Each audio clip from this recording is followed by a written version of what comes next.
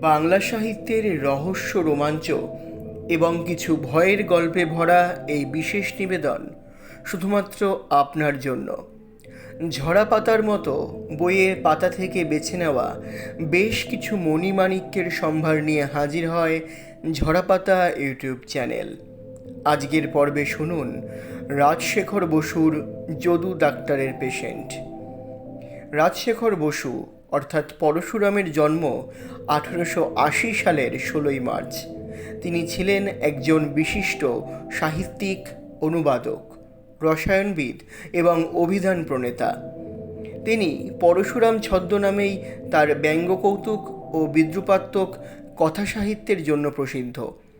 গল্প রচনা ছাড়াও স্বনামে প্রকাশিত কালিদাসের মেঘদূত, বাল্মীকি রামায়ণ ইত্যাদি ধ্রুপদী ভারতীয় সাহিত্যের অনুবাদ গ্রন্থগুলিও ব্যাপক জনপ্রিয়তা অর্জন করে। চলন্তিকা অভিধান প্রণয়নের জন্য তিনি সর্বাধিক পরিচিত। সাহিত্যকর্মের স্বীকৃতিস্বরূপ পশ্চিমবঙ্গ সরকার তাঁকে রবীন্দ্র পুরস্কার ও ভারত সরকার পদ্মভূষণ সম্মানে ভূষিত করেন। 1955 সালে আনন্দীবাই গল্পগ্রন্থের জন্য তিনি সাহিত্য একাডেমি পুরস্কার লাভ করেছেন। বাংলা সাহিত্যের এই অনন্য ব্যক্তিত্বের জীবনাবসান ঘটে 1960 সালের 27 এপ্রিল। শুরু হচ্ছে যদু ডাক্তারের পেশেন্ট।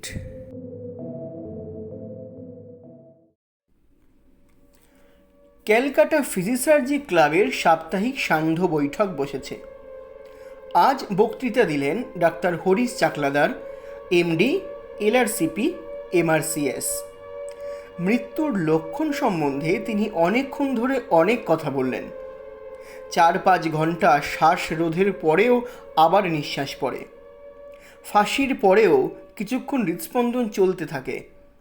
2 হাত 2 পা কাটা গেলে এবং দেহের অর্ধেক রক্ত বেরিয়ে গেলেও মানুষ বাঁচতে পারে, ইত্যাদি ইত্যাদি। অতএব রাইগার মার্টিস না হওয়া পর্যন্ত, অর্থাৎ দ্বিজেন্দ্রলালের ভাষায় কুকুরে আড়ষ্ট হয়ে না গেলে একেবারে নিঃসন্দেহ হওয়া যায় না। বক্তৃতা শেষ হলে যথারীতি ধন্যবাদ দেওয়া হলো। কেউ কেউ নানা রকম মন্তব্যও করলেন।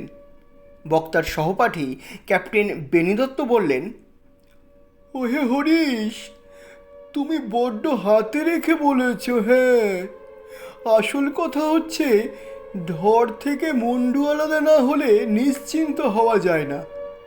শিবপুরে দশরথ কুণ্ডুর কথা শোনোনি বুঝি? বুড়ো হাড় কঞ্জুস, অগাধ টাকা, মরবার নামটি নেই।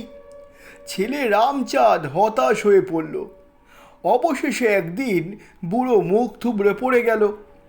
নিঃশ্বাস বন্ধ হলো, নাড়ি থামল, শরীর হিম হয়ে সিটকে গেল। ডাক্তার বললে, আর ভাবনা নেই রামচাঁদ, তোমার বাবা নিতান্তই মরেছেন। রামচাঁদ ঘটা করে বাপকে ঘাটে নিয়ে গেল। বিস্তর চন্দন কাঠ দিয়ে চিতা সাজালে। তারপর যেমন খড়ের নুড়ো জেলে মুখাগ্নি করতে যাবে, অমনি বুড়ো উঠে বসলো। হ্যাঁ, এসব কি বলেই ছেলের গালে এক চড়। সবাই ভয়ে পালালো। বুড়ো গট গট করে বাড়ি ফিরে এসে ঘটককে ডাকিয়ে এনে বললে, রেমোকে ত্যায্য পুত্তর করলাম, আমার জন্য একটা পাত্রী দেখো। সভাপতি ডাক্তার যদুনন্দন গড়গড়ি একটা ইজি চেয়ারে শুয়ে নাক ডাকিয়ে ঘুমোচ্ছিলেন। এর বয়স এখন 90। শরীর ভালোই আছে, তবে কানে একটু কম শোনেন আর মাঝে মাঝে খেয়াল দেখে আবোল তাবোল বকেন। ইনি কোথায় ডাক্তারি শিখেছিলেন, কলকাতায় কি মুম্বাই কি রেঙ্গুনে, তা লোকে জানে না। কেউ বলে ইনি সেকেলে ভিএলএমএস, কেউ বলে ওসব কিচ্ছু নন, ইনি হচ্ছেন খাঁটি হ্যামার ব্র্যান্ড, অর্থাৎ হাতুড়ে। নিন্দুকরা যাই বলুক, এককালে এর অসংখ্য পেশেন্ট ছিল। সাধারণ লোকে একে খুব বড় সার্জেন মনে করত। প্রায় 25 বছর প্র্যাকটিস ছেড়ে দিয়ে ইনি এখন ধর্মকর্ম, সাধুসঙ্গ আর স্বাস্থ্যচর্চা নিয়ে দিন কাটাচ্ছেন। ক্লাবের বাড়িটি ইনিই করে দিয়েছেন, সেজন্য কৃতজ্ঞ সদস্যগণ একে আজীবন সভাপতি নির্বাচন করেছেন। সকলেই একে শ্রদ্ধা করেন, আবার আড়ালে ঠাট্টাও করেন। হাসির শব্দে ডাক্তার যদু গড়গড়ির ঘুম ভেঙে গেল। মিটমিট করে তাকিয়ে প্রশ্ন করলেন, ব্যাপারটা কি? হরিশ চাকলাদার বললেন, আগে বেনি বলছে ধর থেকে মুন্ডু আলাদা না হলে মৃত্যু সম্বন্ধে নিশ্চিত হওয়া যায় না। যদু ডাক্তার বললেন, ওই বেনিটা চিরকেলে মুখ্যু। বিলেত থেকে ফিরে এসে মনে করছে ও সব জানতা হয়ে গেছে। জীবন মৃত্যুর তুমি কতটুকু জানো হে ছোকরা? ক্যাপ্টেন বেনি দত্ত ছোকরা নন, বয়স 40 পেরিয়েছে। হাত জোর করে বললেন, কিছুই জানি না স্যার, আমি তামাশা করে বলছিলুম। তামাশা? মরণ বাচন নিয়ে তামাশা? যদু ডাক্তার চিরকালই দুর্মুখ। তার অত পসার হওয়ার এও একটা কারণ। লোকে মনে করত রোগী আর তার আত্মীয়দের যে ডাক্তার বেপরোয়া ধমক দেয় সে সাক্ষাৎ ধন্বন্তরী। বয়স বৃদ্ধির ফলে তার মেজাজ আরও খিটখিটে হয়েছে, কিন্তু তার কটুবাক্যে কেউ রাগ করে না। তাকে শান্ত করবার জন্যই ডাক্তার অশ্বিনী কুমার সেন, MBBS কবিরত্ন বৈদ্যশাস্ত্রী বললেন, স্যার, আজকের সাবজেক্টটা সম্বন্ধে আপনি কিছু বলুন। যদু ডাক্তার বললেন, আমার কথা তোমরা বিশ্বাস করবে কেন? আমার তো এখন ডোটেজ, যাকে বলে ভীমরতি। অশ্বিনী সেন বললেন, সে তো মহাভাগ্যের কথা। 77 বৎসরের 7ম মাসের 7ম রাত্রির নাম ভীমরথী। আপনি তা বহুকাল পার করে চলে এসেছেন। আমাদের শাস্ত্রে বলে, এই দুস্তর রাত্রি অতিক্রম করে যিনি বেঁচে থাকেন তার প্রতিদিনই যজ্ঞ, তার চলাফেরা বিষ্ণু প্রদক্ষিণের সমান। তার বাক্যই মন্ত্র, নিদ্রাই ধ্যান, যে অন্ন খান তাই সুধা। আপনার কথা বিশ্বাস করব না, সে কি একটা কথা হলো নাকি?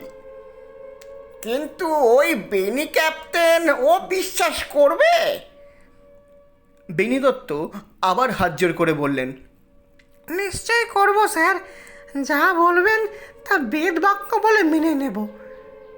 যদু ডাক্তার প্রসন্ন হয়ে বললেন, নেহাত যদি শুনতে চাও তো শোনো, কিন্তু তোমরা হয়তো ভয় পাবে।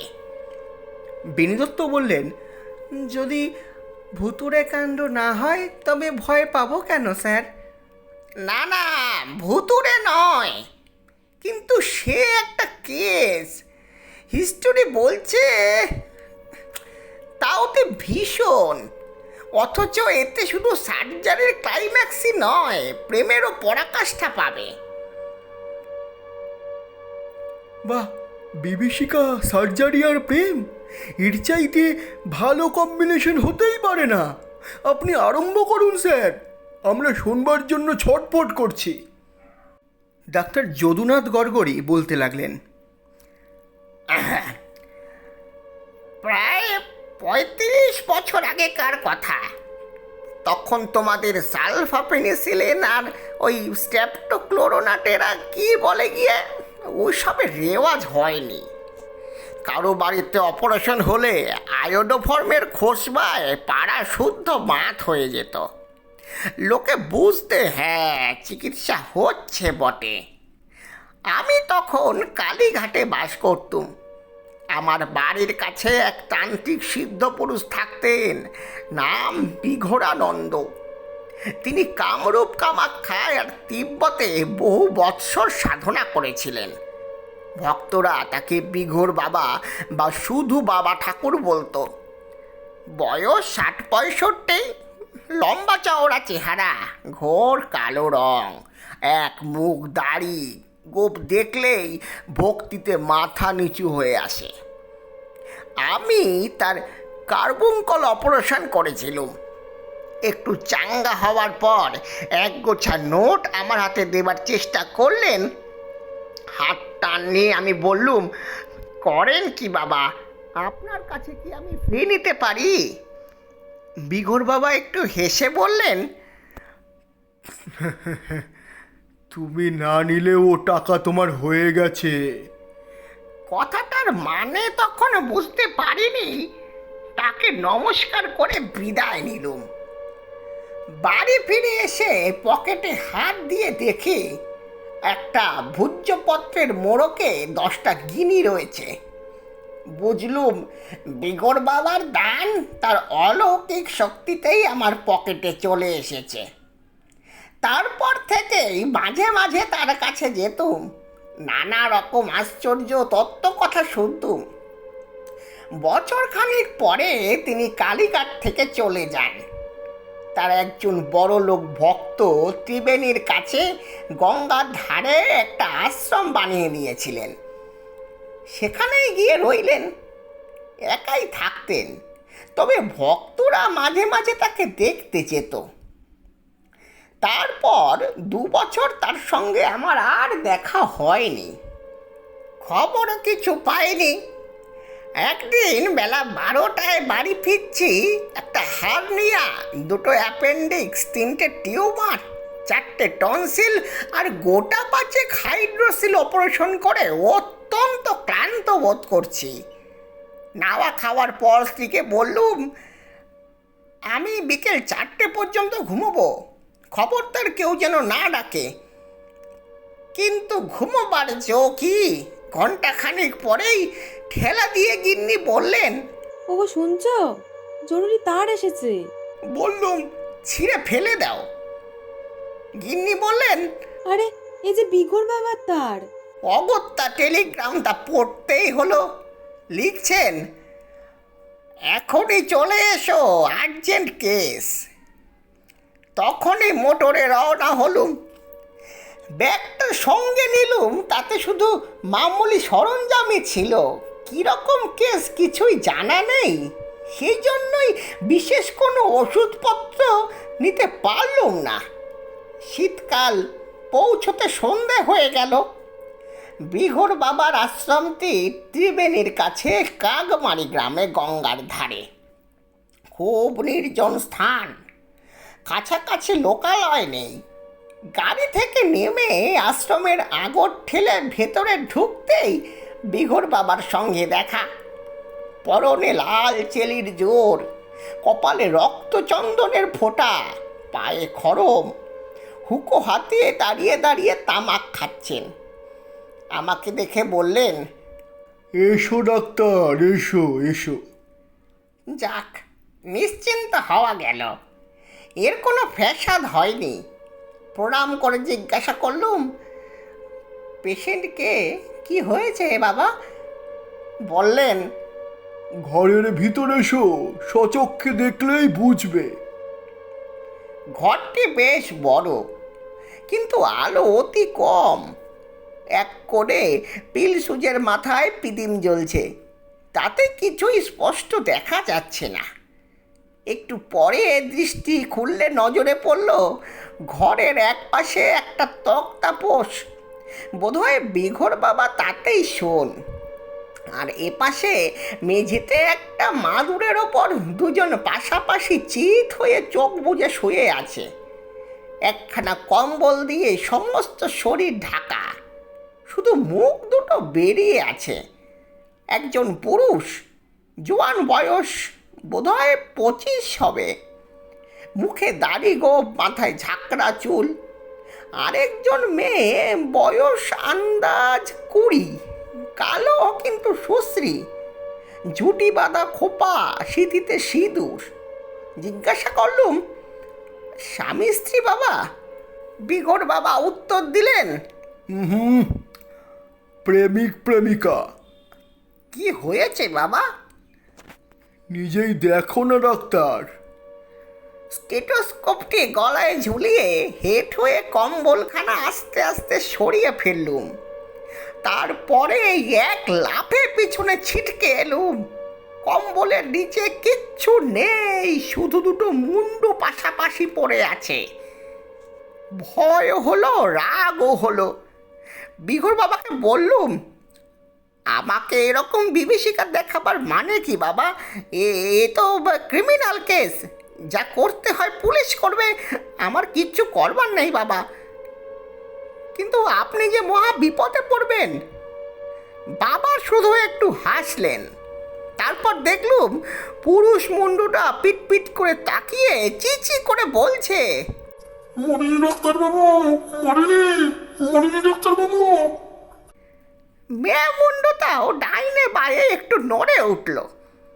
ডিসেকশন রুমে বিস্তর মারা ঘেটেছি, হরেক রকম বীভৎস লাশও দেখেছি, কিন্তু এমন ভয়ঙ্কর পিলে চমকানো ব্যাপার কখনো দৃষ্টিগোচর হয়নি।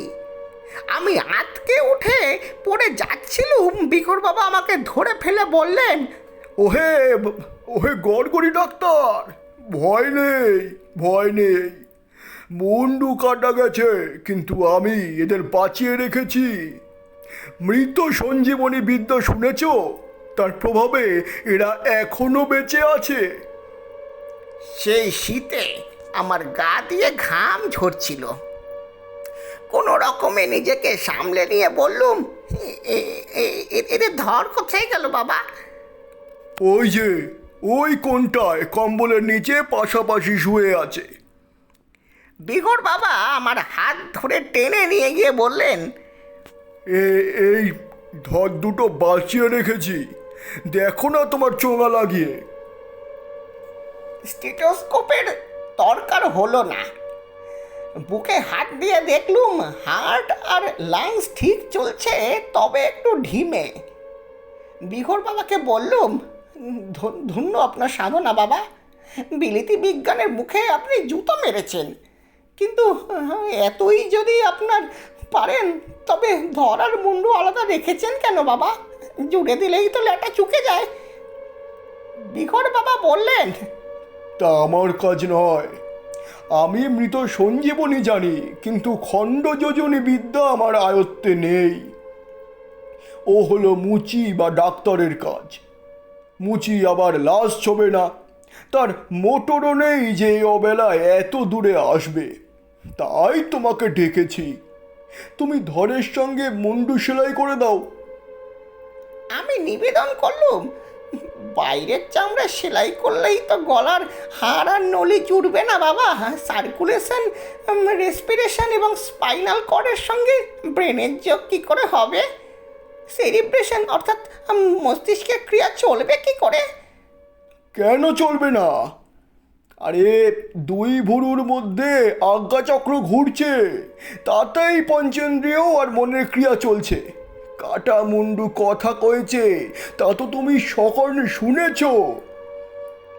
কোনো চিন্তা নেই, তুমি সেলাই করে ফেলো। আমি বললুম, সেলাইয়ের উপযুক্ত বাঁকা চুচ আর ক্যাটগট তো আমার সঙ্গে নেই বাবা। আর আর আর সেপসিস অর্থাৎ এই পচা বন্ধ করব কি করে? তোমাকে একটা গুণ সূচ আর সুতলি দড়ি দিচ্ছি। পচবার ভয় নেই, কাটা জায়গায় গঙ্গা মৃত্তিকা লেপন করে দিয়েছি। ওই কাদা শুদ্ধ সেলাই করে দাও। বড়ই মুশকিলে পড়া গেল। আয়োজন কিছুই নেই, অ্যাসিস্ট্যান্ট নেই, নার্স নেই, অপারেশন টেবিল নেই, আলো পর্যন্ত নেই। অথচ বিঘ্নানন্দ আমাকে এমন সার্জারি করতে বলছে যা কশ্মীর কালে কোথাও হয়নি। ক্যাপ্টেন বেনি দত্ত বললেন, হয়েছিল স্যার, গজানন গণেশ আর অজানন দক্ষ। আরে তারা তো হলেন দেবতা। আচ্ছা বেডি, আজকাল বড় অপারেশনের আগে তোমরা নাকি হরেক রকম টেস্ট করাও? আগে blood pressure, blood count, blood sugar, x-ray photo, cardiogram প্রভৃতি মাঙ্গল রুটিন টেস্ট তো আছেই। তাছাড়া non protein nitrogen, total heavy nitrogen, body ফ্যাটের আয়োডিন ভ্যালু, হাড়ের ইলাস্টিসিটি, দাঁতের রেডিও অ্যাক্টিভিটি, চামড়ার স্পেকট্রোগ্রাম এসবও দেখা দরকার। অধিকন্তু রোগী আর তার আত্মীয়দের ইন্টেলিজেন্স কৌশল টেস্ট করলে ভালো হয়। শাসালো পেশেন্ট হলে অন্তত 20 জন স্পেশালিস্টের রিপোর্ট নেওয়া চাই। আর গরিব পেশেন্টকে বলে দিই, উঁচু দরের চিকিৎসা তোমার সাধ্য নয় বাপু, দাতব্য হোমিওপ্যাথি খাও গিয়ে যাও, না হয় পাঁচশিকের মাদুলি ধারণ করো।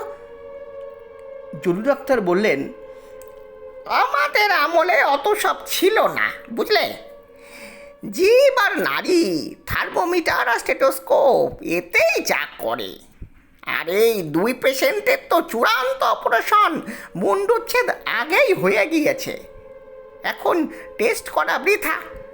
যাক, তারপর যা হয়েছিল শোনো। আমাকে দ্বিধাগ্রস্ত দেখে বিঘ্নানন্দ আমার কাঁধে হাত দিয়ে বললেন, অত মাথা ঘামিও না ডাক্তার, শুধু সেলাই করে দাও, বাকিটুকু কুলকুণ্ডলিনী নিজেই করে নেবেন। আমি বললুম, বাবা ঠাকুর, ধরের সঙ্গে মুন্ডু সেলাই করা সার্জেনের কাজ নয়, এ থিয়েটারের বাবা মুস্তাফার কাজ। বেশ, আপনার আজ্ঞা পালন করব, কিন্তু এই দুজনের হিস্ট্রি তো বললেন না। এদের অমন দশা হলো কি করে? বিঘ্নানন্দ এই ইতিহাস বললেন। মেয়েটার নাম পঞ্চি, আর ওর বাপ হরিকামার বাঁশ বেড়াতে থাকে। পঞ্চির বিয়ে হয়েছে এই কাকমারি গ্রামের রমাকান্ত কামারের সঙ্গে। রমাকান্ত লোকটা অতি দুর্দান্ত, দেখতে জমদূতের মতন, বদরাগী আর মাতাল। সে জমিদার বাড়িতে প্রতি বছর নবমী পুজোর 108টা পাঠা, 10টা ভেড়া আর গোটা 2 মোষ এক এক কোপে কাটে। পঞ্চি তাকে বিয়ে করতে চায়নি, তার বাপ টাকা লোভে জোর করে বিয়ে দিয়ে দিয়েছে। রমাকান্ত বজ্জাত হলেও আমাকে খুব ভক্তি করে, আমার অনেক ফরমাশও খাটে। সে পঞ্চির ওপর অকথ্য অত্যাচার করত, আমি ধমক দিয়েও কিছু করতে পারিনি। এরকম ক্ষেত্রে যেমন হয়ে থাকে তাই হলো। ওই যে পুরুষটার মুন্ডু দেখছ, ওর নাম জটিরাম বৈরাগী। তোর দেশের লোক নয় রে পঞ্চি? পঞ্চির মাথা ওপর নিচে একটু নেড়ে উঠে সায় দিল। এই জটি ছোকরা কীর্তন গায় ভালো, তার জন্য নানা জায়গা থেকে ডাক আসতো। জটিরা মাঝে মাঝে এই গায়ে এলে পঞ্চির সঙ্গে দেখা করত, শেষটায় দুজনের প্রেমও হলো। পঞ্চির ভুরু আর ঠোঁট একটু কুঁচকে উঠল। বিঘ্নানন্দ বলতে লাগলেন, রমাকান্ত টের পেয়ে একদিন পঞ্চিকে বেদম মারলে, কিন্তু তাতে কোনো ফল হলো না। তারপর গত কাল রাত 1টার সময় আমি ঘুমিয়ে আছি, এমন সময় দরজায় ধাক্কা পড়ল। উঠে দরজা খুলে দেখি রামদা হাতে রমাকান্ত আমার পায়ে পড়ে কাঁদতে কাঁদতে বলতে লাগলো, সর্বনাশ করেছি বাবা ঠাকুর, এক কোণে দুটোকে সাবার করে ফেলেছি একটা কোপেই, বাঁচান আমাকে। ব্যাপারটা এই, আগের দিন রমাকান্ত পঞ্চিকে বলেছিল আমি ভদ্রেশ্বর যাচ্ছি, চৌধুরী বাবুদের লোহার গেট তৈরি করতে হবে, 4-5 দিন পরে ফিরব, তুই সাবধানে থাকিস। সব মিথ্যে কথা। রাত দুপুরে রমাকান্ত চুপি চুপি তার বাড়িতে এলো এবং আস্তে আস্তে ঘরে ঢুকে দেখলে পঞ্চি আর জটিরাম পাশাপাশি শুয়ে ঘুমোচ্ছে। দেখেই রামদার এক কোপে দুজনের মুন্ডু কেটে ফেললে। তারপর ভয় পেয়ে আমার কাছে ছুটে এসেছে। আমি তখনই রমাকান্তর সঙ্গে তার বাড়ি গেলুম। প্রথমে মৃত সঞ্জীবনী বিদ্যা প্রয়োগ করে পঞ্চি আর জটিরামের সূক্ষ্ম শরীর আটকে ফেললুম। তারপর রমাকান্তকে বললুম, তুই ধর দুটো কাঁধে করে আশ্রমে নিয়ে আয়, মুন্ডু দুটো আমি নিয়ে যাচ্ছি। আশ্রমে এসে রমাকান্ত আমার উপদেশ মতো ধর এক জায়গায় আর মুন্ডু আরেক জায়গায় শুইয়ে দিলে।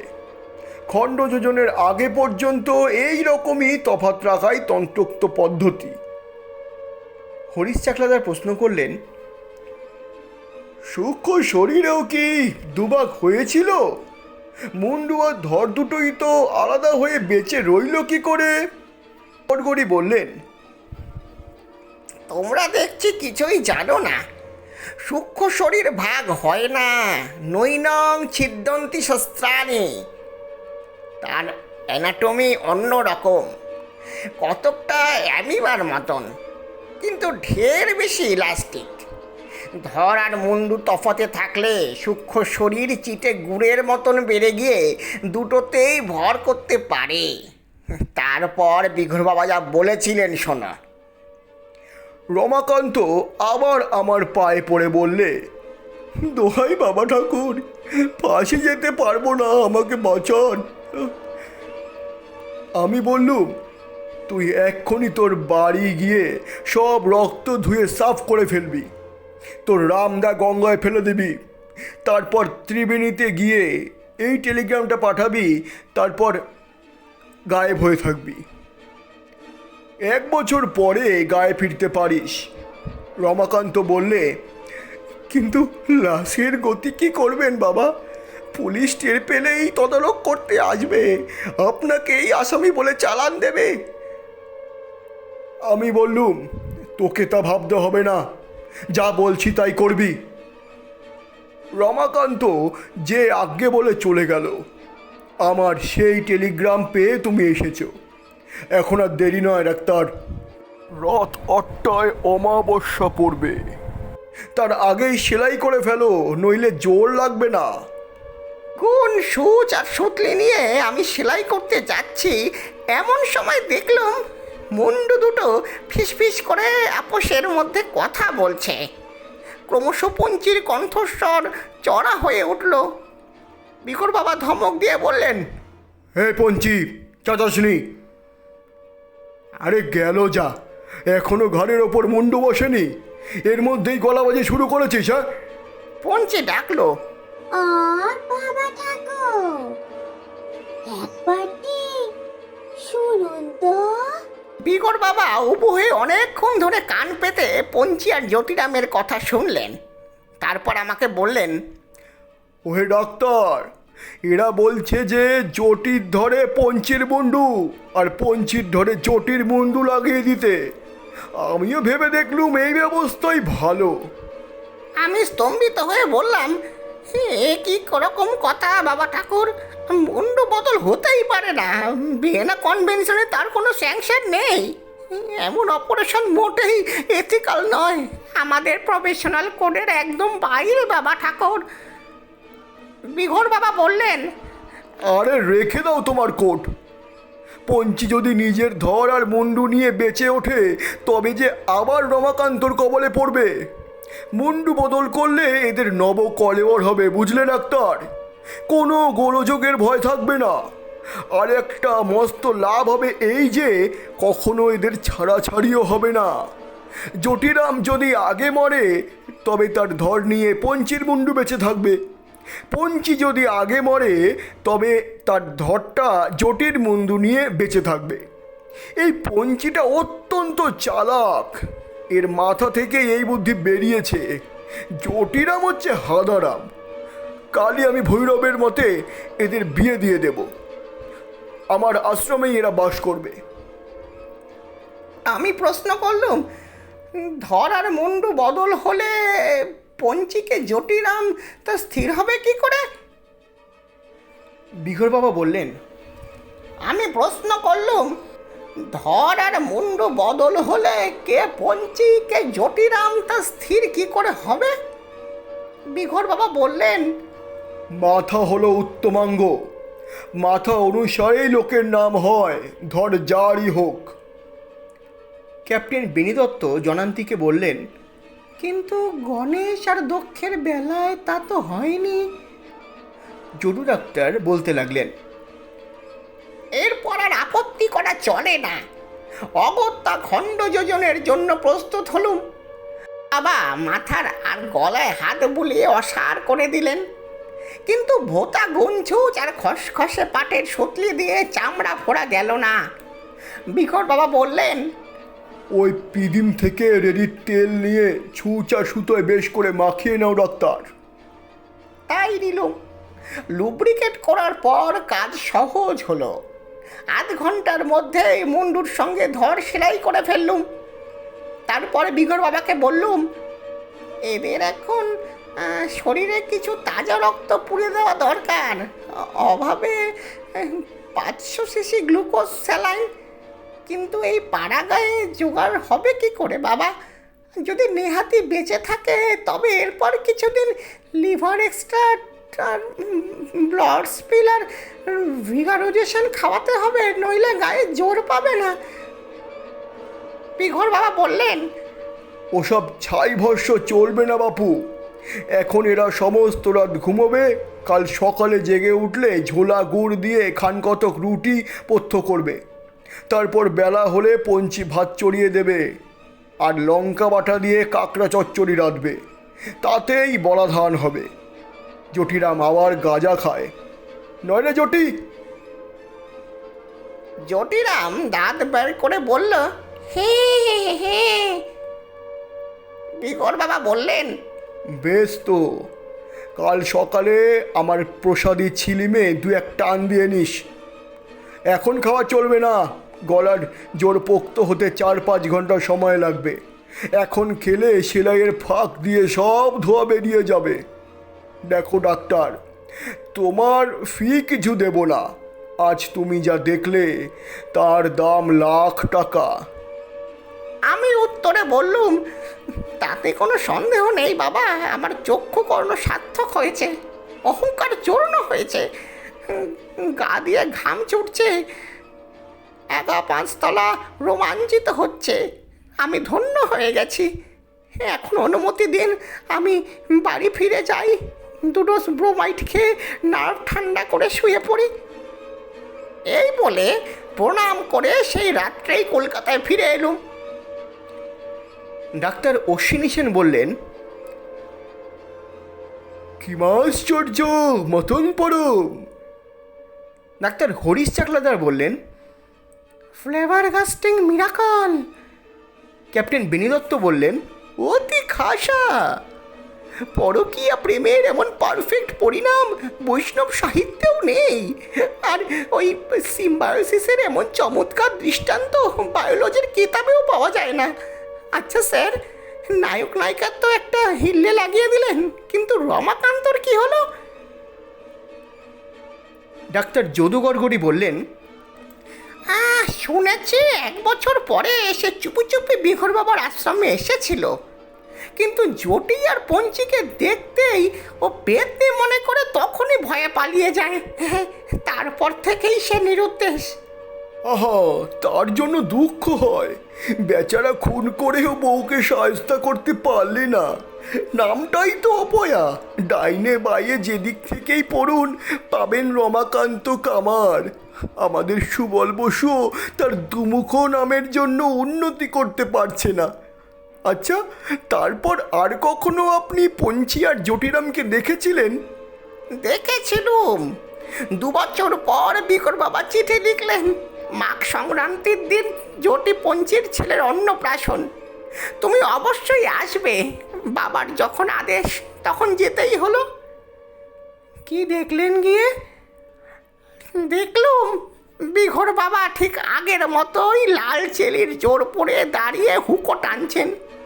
পঞ্চি তার মস্কিউলার মন্দা হাতে একটা মস্ত কুড়ুল নিয়ে কাঠ চেলা করছে। জটিরাম রোয়াকে বসে একটা পিড়িতে আলপনা দিচ্ছে, আর কোলের ছেলেকে মাই খাওয়াচ্ছে।